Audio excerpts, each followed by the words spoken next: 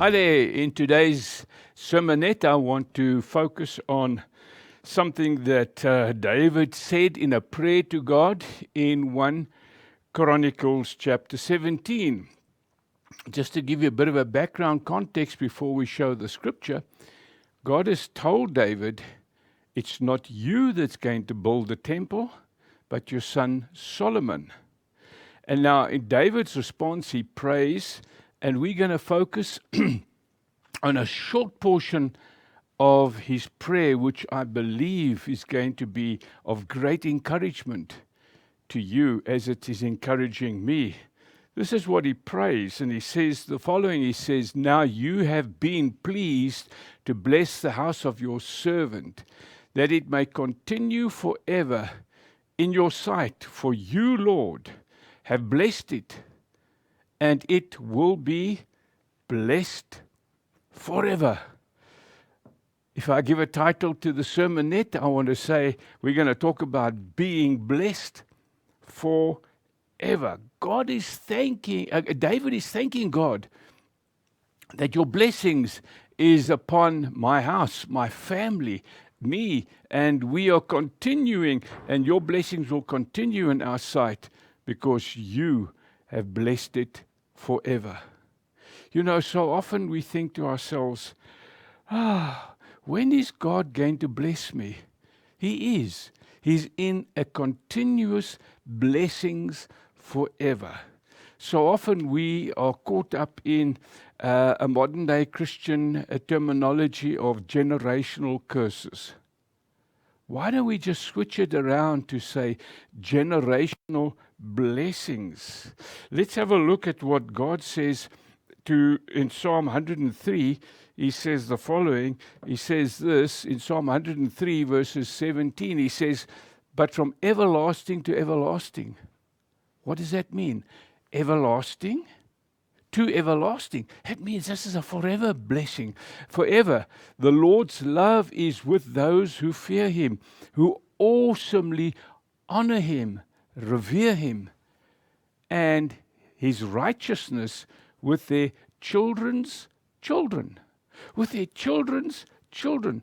I mentioned so often we caught up with something like the generational curses. Let's think about the everlasting blessings of God's love on our children's children's children's children. Many years ago, I was on a pilgrimage to the UK. I was born in the UK, but I grew up in South Africa, and I and my wife went along, and it was a pilgrimage to find out where I was born and where my father died and where my family, the Howe family, where they grew up.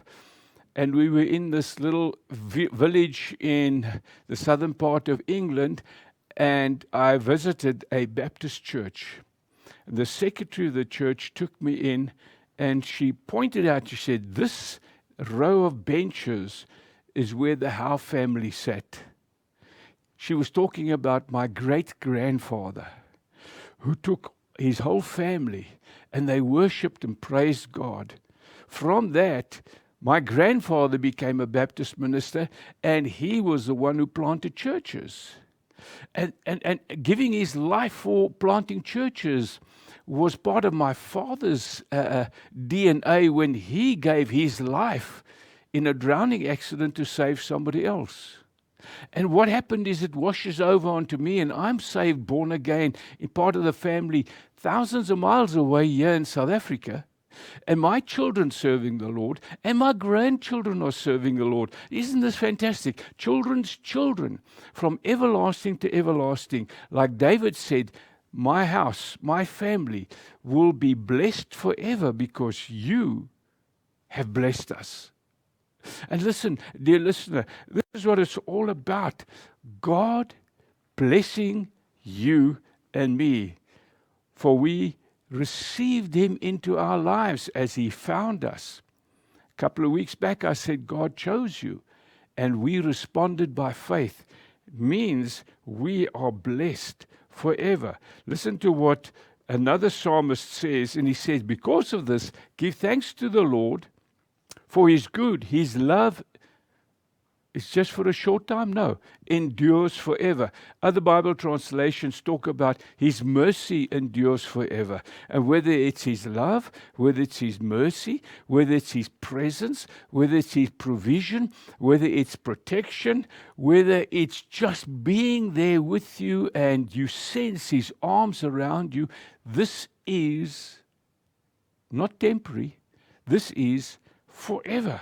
You see, we're so conditioned in our minds to live by the past, present, and future. We are so conditioned to think that something is now going to come to an end.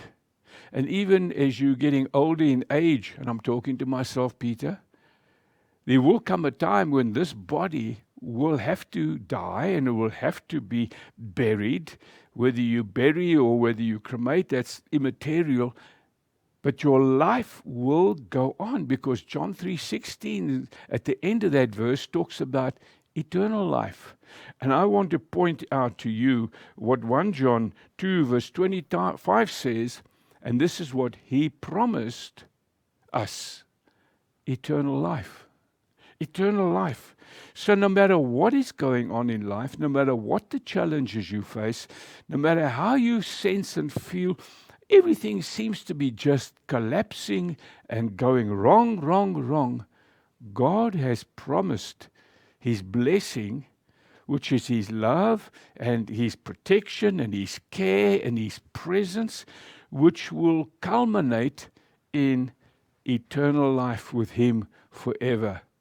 The thief on the cross, in his dying moments, heard the wonderful words of Jesus: today, when you die, you will be with me forever in my eternity, my paradise.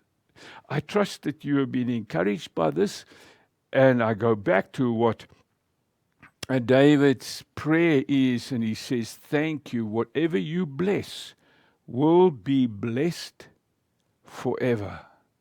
Whatever you bless, Lord, you're blessing me, you're blessing my family, my household, you're blessing this ministry, and you're blessing the listener and the viewer and their families forever.